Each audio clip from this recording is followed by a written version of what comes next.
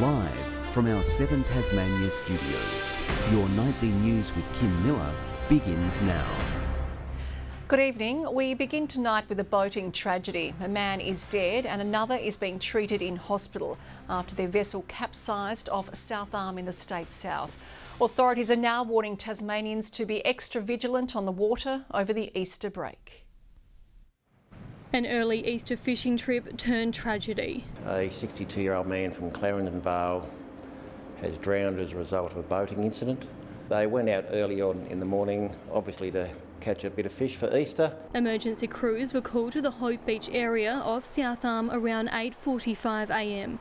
following reports a boat was experiencing engine trouble and being struck by large waves. The motor had stalled on the vessel, which caused them to start drifting towards the rocks. The weather was quite severe and as a result the boat capsized. A 60-year-old man survived the swell, swimming back to shore to raise the alarm. Police say he was in the water for at least 90 minutes. When we found him, he was exhausted and very upset and emotional. The other fisherman wasn't able to make it to safety. Community volunteers and recreational fishers assisted search efforts spanning Iron Pot and Direction Beach. Tragically, our helicopter found the body of the deceased male near the cliffs below Fort Direction about 9:40 this morning. It's understood he wasn't wearing a life jacket while on the water. Police are still piecing together the tragedy while coroner's report is being prepared. Authorities are now urging everyone to take extra care in the water over the school holidays. Make sure you have all your safety equipment when you're going out fishing, especially at Easter. There's going to be a lot of people out on the water seeking a catch. Rebecca Gadaneris, 7 Tasmania News. 2 youths are in serious and critical conditions in hospital after a moped crash in Launceston's Ferry this afternoon. Police were called to the scene on Main Road just before 2, where the rider and pillion had collided with a barrier on a traffic island. We ask our young people to particularly pay attention in regards to riding their motorcycles and to ride them in a place that is appropriate, that not being the roadway. An investigation into the cause of the crash is underway. Tasmania's Peak Industrial Group is calling for solutions to give the state's major industrial companies more certainty amid rising transmission costs and global challenges. The government isn't saying if it's willing to pause the price hikes, but insists it is committed to finding a solution. Tasmania's 4 major industrials are feeling the global financial burn, and a rise in transmission costs locally is weighing them down further. They may have a job hiring freeze for periods of time. They'll look to restructure, they'll look to automate. Either way, it's going to pull money out of the community. The nominal price rising on average by nearly 14% since last year from the 12 months before, or 9.5% adjusted for inflation. It's going to result in many millions of dollars across them. Ahead of another likely increase next financial year. We have extra costs associated with fire and bushfire risk in insurance terms, but the most impact has been the interest rate, the global interest rate environment. The issue causing a stir in Parliament after Labor's failed no confidence motion against the Energy Minister. I would really ask each of the MPs that got up and spoke in Parliament yesterday, how many of you actually contributed to solving this problem? The sector's peak body suggesting a freeze on the price hikes for the next 12 months. While it's not an option the government appears to be considering, the Deputy Premier says it's continuing to work with the major industrials on a way forward. We are so determined to back in business and industry. That's why we have the GBE reform process, which started in November last year. That's why we're cutting the red tape. I look forward to making sure that we have a sensible resolution that meets the needs of those businesses. Anthony Dodd, 7 Tasmania News. Leading economist Nicholas Gruen has weighed in on accusations his report into the Macquarie Point Stadium is biased. In a statement, Dr Gruen says meeting with a diverse range of stakeholders for a review is expected, and doing so before the terms of reference have been announced is normal. But the government is standing by its concerns. It's very unusual and disappointing from the Premier's point of view and the government's point of view that these matters were not disclosed. There's an apprehension of bias. It comes after recent revelations Dr Gruen met with stadium critics before he was appointed to examine the project.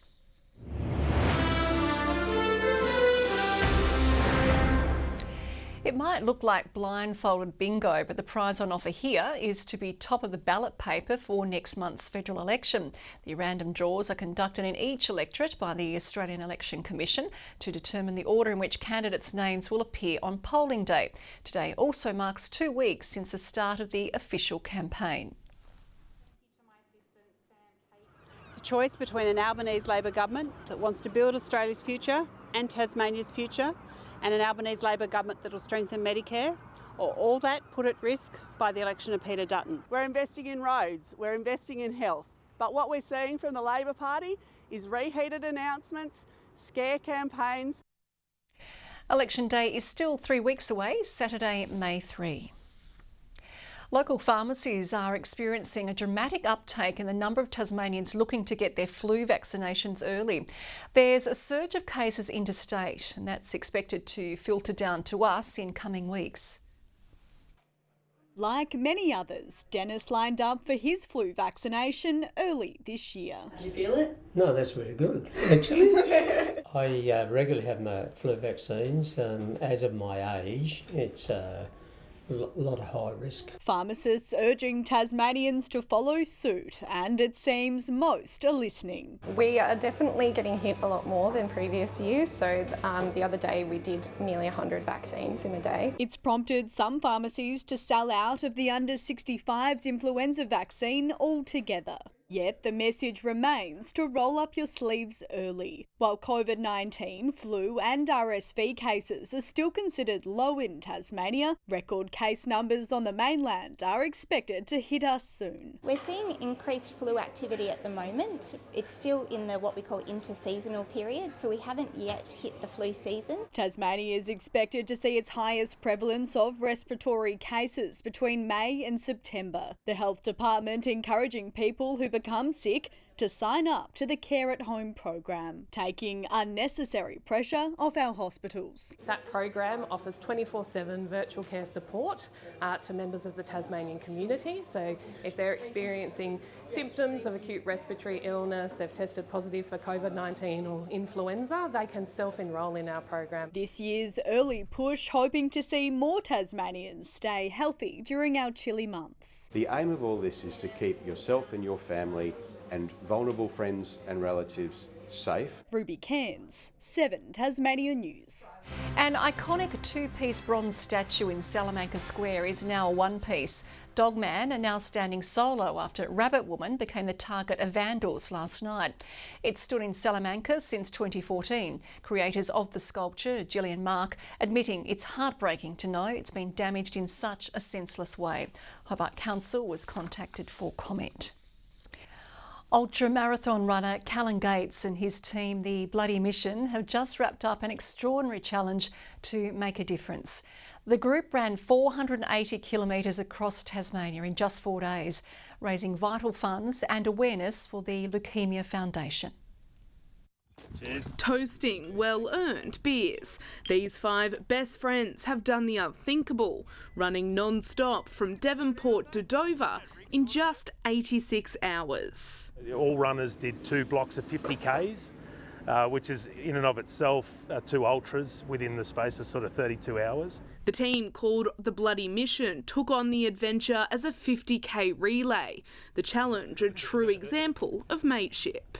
Yes, deal. When you weren't running, you had to crew for your mate and make sure that he was all right, being fed, looked after, all those sorts of things. The 4-day challenge, a bid to raise funds for the Leukemia Foundation, a cause close to Callan's heart after losing a family member to the disease. You can't just pick up blood cancer off the shelf and try it, you know. And so what we've done this week is try to put ourselves in a position that might make us feel a little bit of what they feel every day. Every town that we came through, every person we spoke to, we couldn't find an area where someone hadn't been affected by blood cancer. The crew say they were shocked by the generosity of local residents. I found a local pub that was open at 1:30 a.m. on a Tuesday morning, and I knocked on the door. There was 3 or 4 blokes in there and they invited me in with open arms. Using the challenge as a way to experience our state's natural beauty. The weather's great and there was a lot of running without any head torch. The moon was out It was just stunning. The group has smashed their fundraising target, raising an astounding $37,000 so far. And incredibly, there seems to be no sign of slowing down. There's plenty more to come. There's probably 4 or 5 challenges that we haven't sort of told the boys about yet. To donate, head to the Blood Mission website. Lily Thompson, 7 Tasmania News. The Selves Point Sewerage Transformation Project in Newtown has passed a key milestone with a major concrete pour of nearly 6,000 piles which are being drilled into the ground. The $314 million initiative will expand Hobart's sewerage network capacity for 8,000 new homes, as well as for an extra 20,000 in the future. And we'll also see around 3,400 jobs indirectly and directly associated, and along with $1.1 billion worth of economic activity. It should be completed later next year. A major expansion of the Royal Hobart Hospital's emergency department is a step closer to completion, with a development application for the $130 million project now in the hands of Hobart City Council. The upgrades aim to streamline the ED process, cut wait times and improve conditions for staff and patients. If approved, construction will begin later this year and is scheduled to be finished by 2027. A mainstay on the kids' birthday party calendar is ready to make its highly anticipated return to the invite rounds. After a near 6-year hiatus and a major renovation, the Launceston Bike Centre is just days away from welcoming wheels back to the track. Fit with working traffic lights, a petrol station with an EV charger, even its own spirit ship, Launceston's Bike Centre is back. Really unique space. There aren't too many spaces like this across Australia. The brakes were put on the site following a landslide in 2019, but after a close to $4 million revamp, it's finally track time. What we really want here is an exciting place for kids to play, learn how to ride their bikes, fall off, get back up again. Taking inspiration from the streets, the centre has a uniquely Launceston flair. Those pops of Launceston, like the Princess Theatre, the post office with the clock tower, things that are so really nostalgic to our community, like our street signage. While it might be a new look, it's the same feel. The centre are ready to restake its claim as a children's birthday party hotspot. Mum and Dad can be cooking the barbecue, but kids are roaming around and it's enclosed, it's safe. And it's not all about the little riders. Open days and fun for the bigger kids is on the cards. There's a touring show of the Wiggles that do adult shows, so, you know, we might have some adult parties. Riders of all ages are being welcomed back to the track just in time for school holidays, with the online booking system going live on Monday morning. To secure a place, you better kick it into gear, with a long-awaited reopening generating plenty of interest. They're going to set their alarms for 8 a.m. on Monday to be able to come in and to be able to book. Victoria Easto, 7 Tasmania News. School might be out, but jam sessions are in full swing. Young performers switching books for the stage as part of the Riverbend Rock Challenge in Launceston this afternoon.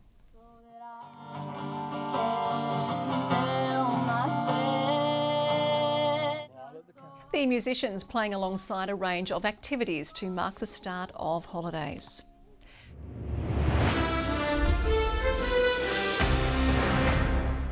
Well, if your average game of footy wasn't tough enough, try doing it against Brownlow medalist Dane Swan. That's the task ahead of New Norfolk in the SFL Community League tomorrow.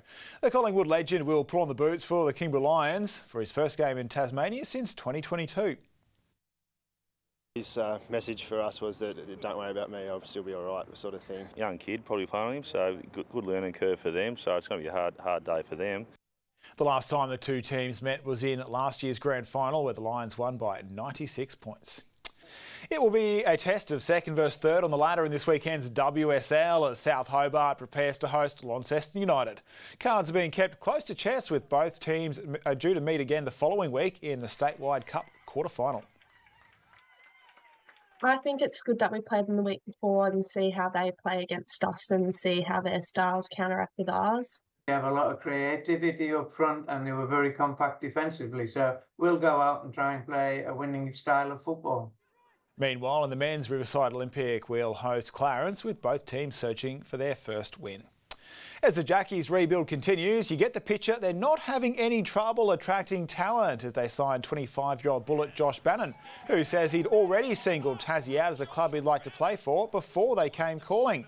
The young forward seeing the Jack Jumpers as a place that can help him achieve his big aspirations.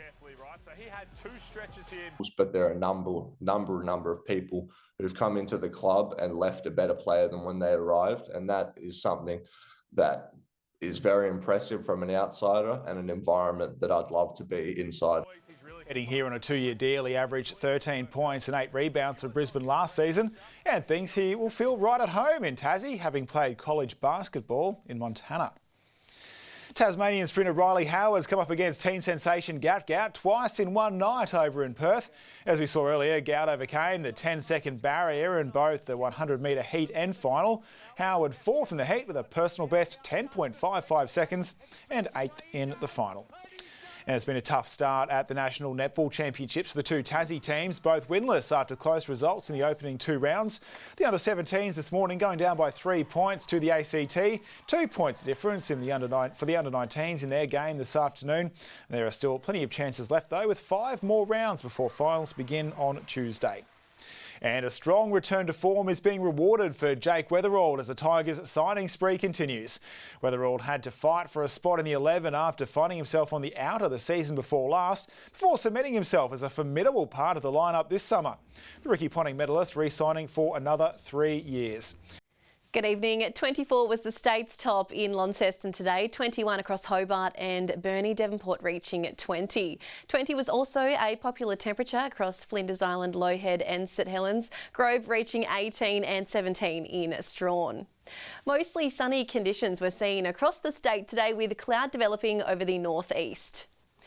Further out, isolated thunderstorms develop about Queensland, New South Wales and the Northern Territory. Tomorrow, a high-pressure system moves over Tasmania with light showers about the north. Variable winds tomorrow below 10 knots, although reaching 10 to 15 knots in the northwest. Swells up to 5 metres in the west and south and up to 1 metre in the north. Tomorrow's forecast now: Hobart, mostly sunny, 21 across Medina and Oatlands. In the north, Launceston 22, partly cloudy across Devonport and Leukemia. Burnie and Strawn tomorrow reaching 19 degrees, mostly sunny in Marrawar. St Helens, partly cloudy, 23 in Swansea, and Orford reaching 21 degrees. Looking ahead to the 3-day forecast now: Sunday, showers about the southwest extending statewide during the evening. Monday, showers across the state easing by the afternoon. And Tuesday, light showers across the north and east coasts, fine elsewhere. Capital cities 27 and a shower or two in Perth tomorrow. Adelaide 34 and mostly sunny in Canberra. And currently Hobart partly cloudy and 14, Launceston 16 and Devonport partly cloudy and 16. That's all in weather tonight, Kim. Well, that is all your news for now. Have a great weekend, everyone. For now, it is good night.